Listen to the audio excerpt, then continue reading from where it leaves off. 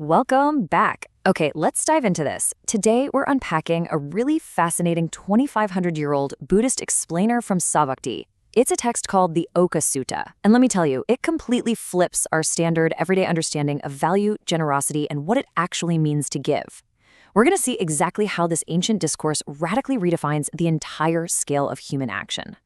To really grasp what the Buddha is saying in this text, I want you to ask yourself, what is the absolute greatest act of material charity you can possibly imagine?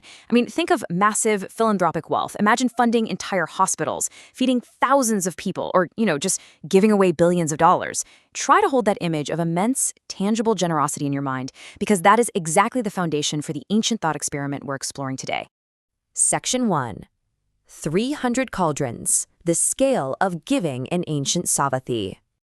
So the Okkha Sutta is built on this brilliant contrast and reveal arc. To set the stage, the text asks us to suppose one person gives a massive gift of food, specifically 100 cauldrons of rice. Just think about the staggering physical weight of that for a second. The mountains of firewood, the sheer logistical nightmare of financing and cooking all that food by yourself. You'd literally be running a small, ancient industrial catering company single-handedly. And here's the kicker. That is just for the morning meal. Because then the text scales this operation up dramatically. It asks us to imagine that same person giving another 100 cauldrons at midday and then yet another 100 cauldrons in the evening. 300 cauldrons of rice given away every single day. I mean, wow, this represents a monumental, exhausting effort of massive daily material charity. It's basically the ultimate display of external giving. Section 2. Pulling a cow's udder, the plot twist of the Okkha Sutta.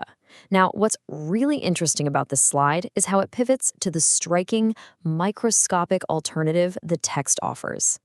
Right as we're getting overwhelmed by the sheer volume of those 300 cauldrons, the Buddha introduces a totally different kind of action. This is the plot twist.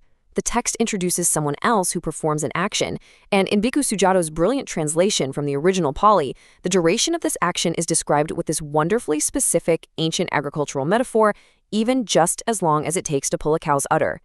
Think about that motion for a second. A single squeeze. We are talking about a tiny, fleeting fraction of a second, a mere blip in time compared to cooking rice all day long. But what exactly is the action happening in that split second? Well, the text says it's to develop a heart of love, or in Pali, metta. Now, notice that this isn't a physical action at all. It's a strictly internal, mental state of loving-kindness and goodwill developed entirely within the mind. So we're contrasting the heavy, external, physical reality of all that rice with an invisible, internal, emotional state. So here is the brilliant comparison the Okkha Sutta sets up for us. On one side of the scale, you have 300 cauldrons of rice given daily. It's an immense, heavy, expensive, and logistically taxing display of material generosity. But on the other side, you have a physically weightless, fleeting internal mental state of love that lasts only as long as a single squeeze of a cow's udder. And here comes the profound philosophical punchline of the text. The split second wins, no contest.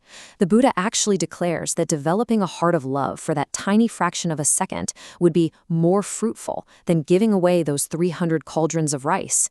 The internal mental state is vastly, fundamentally superior in value to the grandest external material action. It just completely upends our conventional system of measuring worth, doesn't it? Now, you're probably looking at this and thinking, okay, if a split second of this internal state is really that powerful, how do I actually achieve it?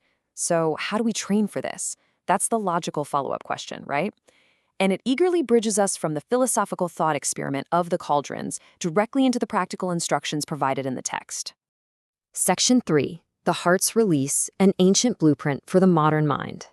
Fortunately, the text doesn't just leave us hanging with a mind-bending metaphor. It concludes with a practical toolkit. The Buddha provides a structured, actionable blueprint for developing this exact state, referring to it as the heart's release. The foundational goal set by the text is clear. We will develop the heart's release by love. Now, the absolutely crucial word here is develop. This specific mental state of profound loving kindness isn't something that just happens to you by accident. You can't just wait around hoping to feel it. It's a psychological skill that has to be actively, intentionally cultivated. And this brilliantly illustrates exactly how to do that. The translation gives us a precise sequence of verbs, basically transforming ancient prose into a highly digestible psychological checklist. Just look at these steps. Cultivate it, make it a vehicle, make it a basis, keep it up, consolidate it, and properly implement it. This is a rigorous, step-by-step training regimen for the mind. Let's dig a little deeper into the specific mechanics of these instructions. Cultivation naturally implies repetition, right?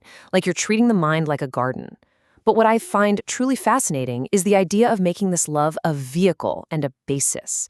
Think about it. A vehicle is something that carries you forward through your day. It fundamentally changes how you navigate the world. And a basis? That's your solid foundation. It's what all your other thoughts and actions are built upon. And of course, it requires continuous maintenance to actually keep it up. After laying out those precise verbs, the text delivers its final, totally unambiguous instruction. That is how you should train. It brings the lesson of this ancient text directly to your own personal agency. It takes the abstract concept of those 300 cauldrons and places the responsibility for practice squarely into your hands. It's a literal call to action. So we arrive at the end of our explainer with a question I really want to leave you pondering. If a single split second of internal, developed love genuinely outweighs a lifetime of grand material charity, if an invisible thought is somehow heavier than 300 cauldrons of rice, what is the true measure of your actions today? Where is the real value in your life being generated? Is it external or is it internal? Think about that as you go about your day. Thanks for joining me to unpack this fascinating text. Keep learning and keep focusing on what truly matters.